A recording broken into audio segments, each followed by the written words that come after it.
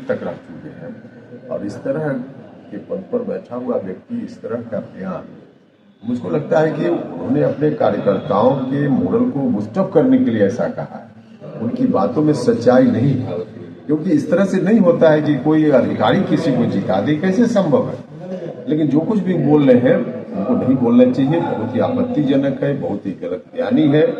अपने कार्यकर्ताओं के मनोबल को बढ़ाने के लिए कोई गलत बात बोले यह उचित नहीं है। ऐसा हो ही नहीं सकता है कि कोई अधिकारी किसी को चुनाव जिता दे, इसलिए उन्होंने जो कुछ कहा है वह ठीक नहीं। अब वो कह रहे हैं कि राज्यसभा सीट चाहिए, राज्यसभा सीट नहीं मिलेगी मुझे तो मैं मंत्री पद छोड़ दूंगा और एनडीए को भी छोड़ दूंगा। देखिए, यह तो उनकी पार्टी का मामला है और एनडीए के अंदर का मामला है।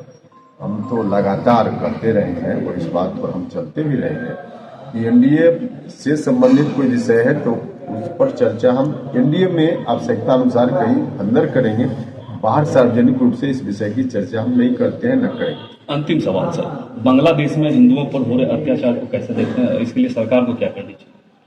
देखिए, जो कुछ भी बांग्लादेश से खबर आ रही है वह ठीक खबर नहीं है। दुनिया में हर कंट्री को देखना चाहिए कि वहाँ नागरिक को, वहाँ का चाहे वो किसी धर्म को माने, पहले आदमी है, मानव है, उसके बाद किसी धर्म को मानने की बात है। तो धर्म माने कोई भी, इसकी स्वतंत्रता होनी चाहिए, इसकी छूट होनी चाहिए। और धर्म के आधार पर किसी को भी प्रताड़ित कहीं भी किया जा रहा है तो पूरे तौर पे गलत है, आपत्तिजनक है। और जहाँ तक भारत सरकार के सवाल है तो भारत सरकार में तो कानून पहले से है ही।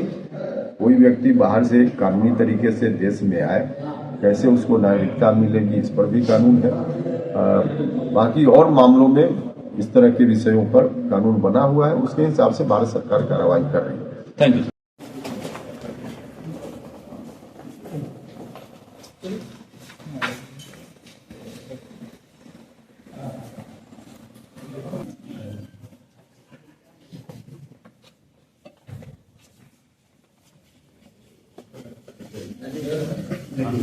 क्या करता है? देखिए, अभी हम कटिहार में हैं और कटिहार में गेस्ट हाउस में हैं और यहाँ पे राष्ट्रीय लोक मोर्चा के राष्ट्रीय अध्यक्ष उपेंद्र कुशवाहा जी आए हुए थे और इन्होंने क्या कुछ कहा आपने सुन लिया।